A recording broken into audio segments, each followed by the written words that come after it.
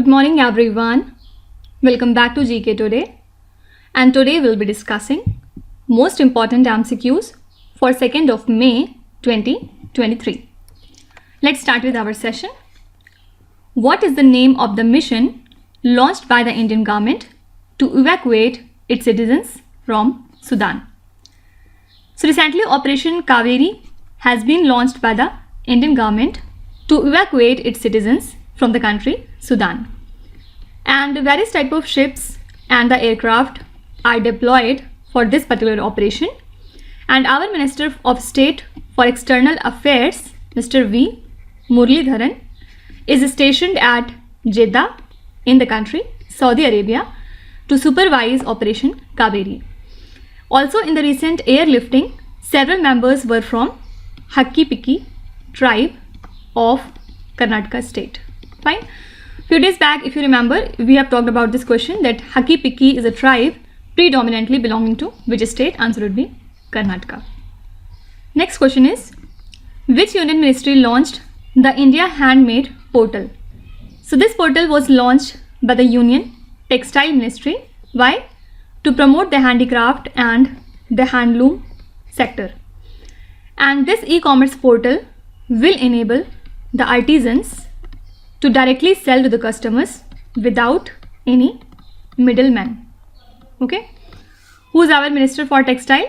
Mr. Piyush Goyal, and he has launched this particular portal in the state of Gujarat. Fine. So which ministry is associated with the India Handmade Portal? Answer is Ministry of Textile. Now apart from it, 28 states and the union territories have adopted the National Generic Document Registration System. Why? For maintaining the land records. Till now, 28 states and union territories have adopted this particular system. And as per the Ministry of Rural Development, e-registration is being done in these states and the union territories because they have started sharing data with the national portal of NGDRS. Fine. So in simpler terms, you can be asked that which union ministry is associated with the National Generic Document Registration System for the land records? Answer would be Ministry of Rural Development. Next is, when is the World Malaria Day celebrated? So we observe this day every year on 25th of April, and this year the theme is Time to Deliver Zero Malaria. Okay, invest, innovate and implement. This was the whole theme. And according to the latest WHO World Malaria Report that was published in the month of December, there were an estimated 247 million new cases of malaria in 2021. Fine. So two things are important. When do we observe the World Malaria Day? On 25th of April. And this year the theme is Time to Deliver Zero Malaria, Invest, Innovate and Implement. Now, a few days back also we have seen that the World Health Organization has declared 2 countries as the malaria free, right? And which are these 2 countries? These are Azerbaijan and Tajikistan. Fine. Now apart from it, International Day of Multilateralism and Diplomacy for Peace is observed every year on 24th of April. And it highlights the importance of multilateral decision making and diplomacy in achieving the global peace and resolving the conflict. Basically, in the year 2018, the General Assembly has adopted the resolution, that is International Day of Multilateralism and Diplomacy for Peace. Simply you can be asked that when is the International Day of Multilateralism and Diplomacy for Peace observed? Answer would be 24th of April. And also this is the same day when we observe the National Panchayati Raj Day, right? And this year's Panchayati Raj Day theme is Sustainable Panchayat, Building Healthy, Water Sufficient, Clean and Green Villages. You can remember it as only Sustainable Panchayat. Fine. Now next question is, which state has introduced the Factories Bill to enable factories to have flexible working hours? So the Factories Bill 2023 was introduced by the state government of Tamil Nadu to enable the factories to have the flexible working hours. And this proposed amendment is to extend the daily shift of factory workers to 12 hours instead of the existing 8 hours if they opt for a 4-day work week. Okay, and this bill was put on hold due to concerns from the critics. Fine. So this factories bill belonged to Tamil Nadu state government. Next question is also related to Tamil Nadu state. Mana Madurai pottery, which received the GI tag recently, is from which state or the union territory? So Mana Madurai pottery from Tamil Nadu state has recently got the GI tag, and the Vaigai river enriches the clay that is used for this Mana Madurai pottery. Basically, this Mana Madurai in Siv Gangai district is known for the pottery making, and the circumference of the pot and the neck should be proportionate so that the pot sits flat on the ground like this. Okay, so recently this product has got the GI tag and it belongs to Tamil Nadu state. Now a few important products that have got the GI tag recently are, for example, first is the wood carving of Ladakh, right?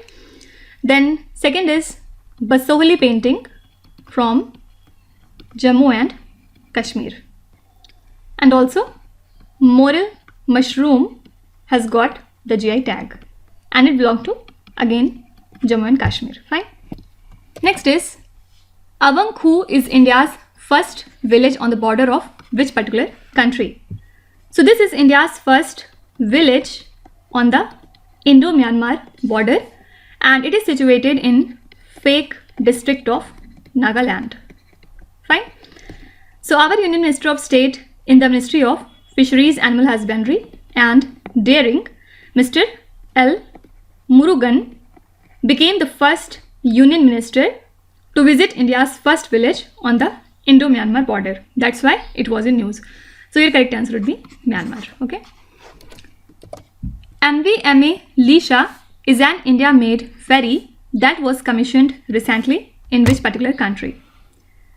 First of all, this Lisha has been made by Garden Reach Shipbuilders and Engineers, that is GRSE, and it is an India-made ferry that was commissioned recently in Georgetown in the country Guyana. And this ferry is 70 meters long and is propelled by 2 diesel engines, and also it is the largest and the fastest ferry to operate in the riverine and the coastal parts of the northwestern district of Guyana. Actually, 185 years ago, 2 ships named as SS Whitby and SS Hesperus left from Kolkata with Indian workers for Guyana. Fine. So this MV-MA Lisha is an India-made ferry that was commissioned recently in the country Guyana. Next question is extremely important. Mohammed Shahabuddin recently became the president of which particular country? So he is a veteran freedom fighter, jurist and politician, and recently he became the 22nd president of the country Bangladesh. So he has succeeded Abdul Hamid, whose tenure ended recently, and he was elected as a president unopposed in the month of February this year as a candidate of the ruling Awami League. Fine. So now onwards, the new president of Bangladesh country is Mohammed Shahabuddin. Now also Bangladesh was in news because recently Bangladesh has unveiled its Indo-Pacific outlook that outlines 4 guiding principles and 15 objectives in the document. And it recognizes the importance of stability and prosperity in the Indo-Pacific for achieving Bangladesh Vision 2041. Fine. So you can be asked that which country recently released the Indo-Pacific Outlook document. That country is Bangladesh. Next is Mana, which has been retermed as the first Indian village, is located in which state or the Union Territory? So Mana is a village that is situated at the Indo-China border in the state of Uttarakhand, and it will be now known as the first Indian village. Okay. Earlier it was known as the last Indian village, and it is located in Uttarakhand's Chamoli district, and it shares its border with the country China. So Border Road Organization placed a signboard at the border village of Mana in Uttarakhand, declaring it to be the first Indian village. So your correct answer would be Uttarakhand state. Next is Ranghar, which was seen in the news recently, is a tourist destination in which state or the Union Territory? This Ranghar is a 2-story building that was built during the Swargdev Pramta Singh. Okay, and it was used as the royal sports pavilion where Ahom kings and nobles were spectators at the games like buffalo fights and other sports during the Rongali Bihu festival in the Ahom capital of Rangpur. Okay, and why it is in news? Because now the Assam government has decided to develop 26 acres on the northwestern side of this building as a tourist destination. Okay, so Ranghar is a tourist destination in the state of Assam. Next is, which state launched the Shiksha Setu Assam portal application? This application was recently launched by the, obviously, Assam state government, and this application will be used to collect the information about the schools, students, teachers, and more. So this portal has been initiated to capture all the details regarding the schools, including information of the staff as well as those of the students. Fine. So Assam state has launched this Shiksha Setu Assam portal application. Next is Ajeya Warrior 2023 is the bilateral training exercise between India and which other country? So this is the 7th edition of the bilateral training exercise between the UK and India, and it is part of the initiative taken to strengthen interoperability and the mutual sharing of the exercise. So it is being conducted in UK from 27th of April to 11th of May, and the last edition was held in Uttarakhand in the month of October 2021. So soldiers of 2 Royal Gorkha Rifles from UK and Indian Army soldiers from the Bihar Regiment are participating in this particular exercise. Fine. So Ajeya Warrior is the exercise between India and UK, and this year the venue is also UK. Right. Now also you have to remember that Kazakhstan country is set to host the Astana International Forum in the month of June 2023.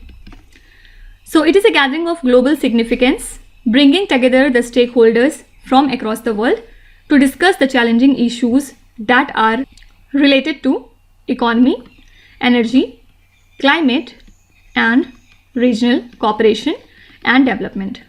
Okay, and Kazakhstan is India's key partner in extended neighborhood and Central Asia's biggest state, right? So which country organizes the Astana International Forum? Answer would be Kazakhstan country.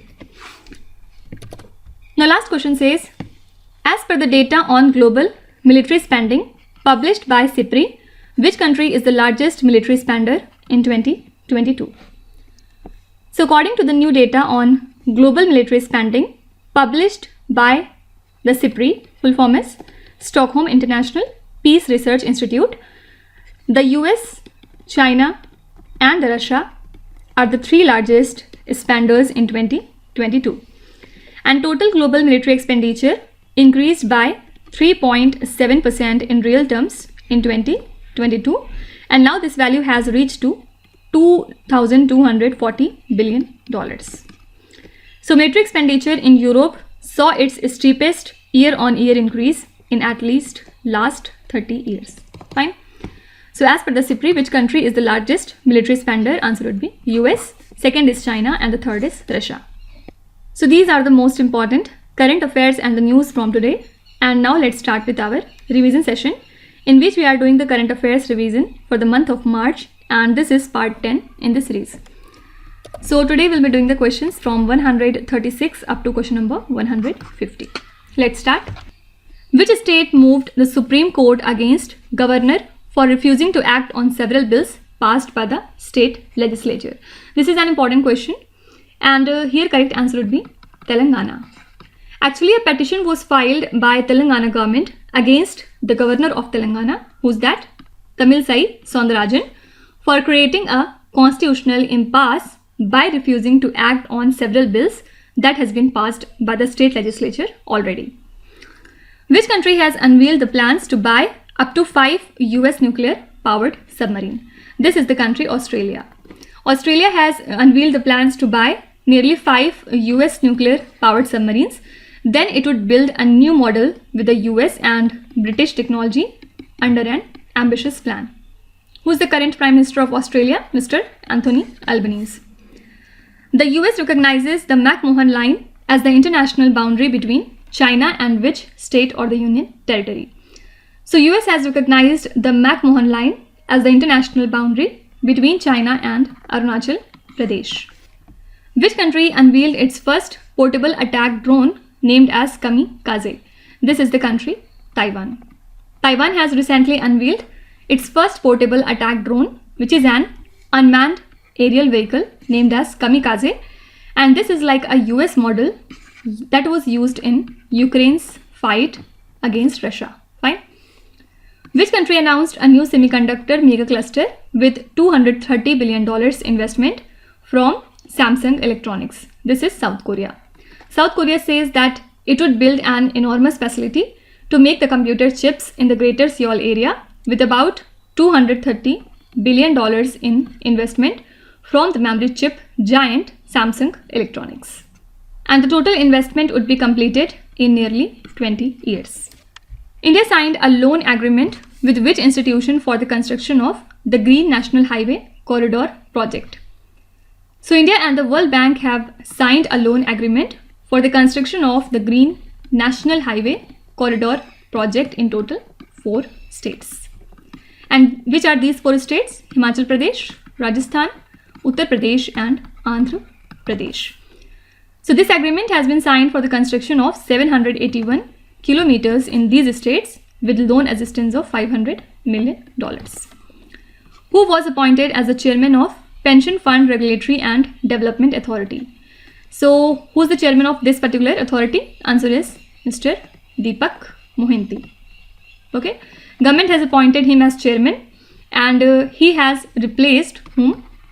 Mr. Supratim Bandyopadhyay, whose term ended in the month of January. Which country has appointed Eric Garcetti as its ambassador to the country India?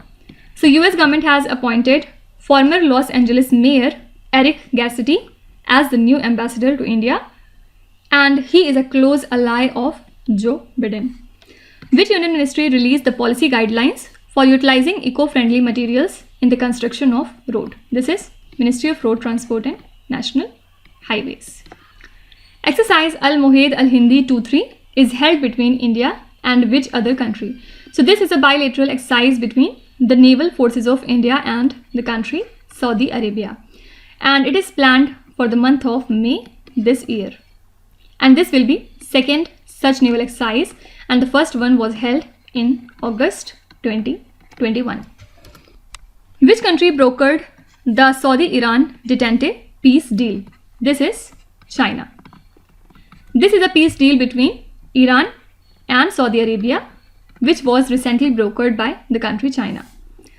Barda Wildlife Sanctuary, which was seen in the news recently, is located in which state or the Union Territory?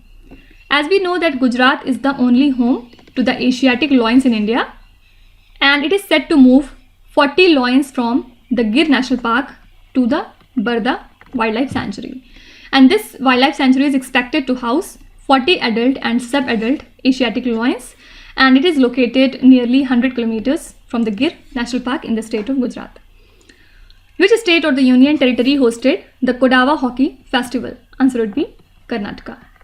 So this annual event is the world's largest field hockey tournament, and the Kodava community in the Hilly district conducts this inter-family hockey tournament every year, where the players from over 200 families participate. TV-D1 is the first test vehicle demonstration of which mission of India? So the first test vehicle demonstration under the Gaganyaan mission will be conducted in this month, means on May 2023. And it aims to test the abort process mid-air, the parachute system, and the recovery of crew members after splashdown. Which is the first NATO country to deliver fighter jet to the warring country? This is Poland. Poland announced that it would give Ukraine around 12 MiG-29s, and this makes it the first NATO country to deliver the fighter jet to the warring country. Also, both Poland and Slovakia country later announced that it would send 13 MiG-29 fighter jets to Ukraine in the coming weeks. Also, don't forget that Finland is the 31st country to join the NATO. Full form is North Atlantic Treaty Organization, headquartered lies in Brussels in Belgium. So these are the next important 15 questions from the month of March, and tomorrow we will take it ahead and we will move from 151 up to question number 165. Now let's start with today's quiz. Here on the slide you can see 5 questions which have been taken from the past 2-3 days current affairs. Pause the video and try to solve each of these questions, and at the end of the lecture do not forget to share your scores in the comment section. So please be honest and do not cheat with yourself. So that's it for today. I hope you have liked the session. These were the important news and events from today, and we will meet again tomorrow with some more important current affairs. Till then, stay tuned. Thank you so much for watching, and please do not forget to subscribe to GK Today. With this, Minu Satsana signing off.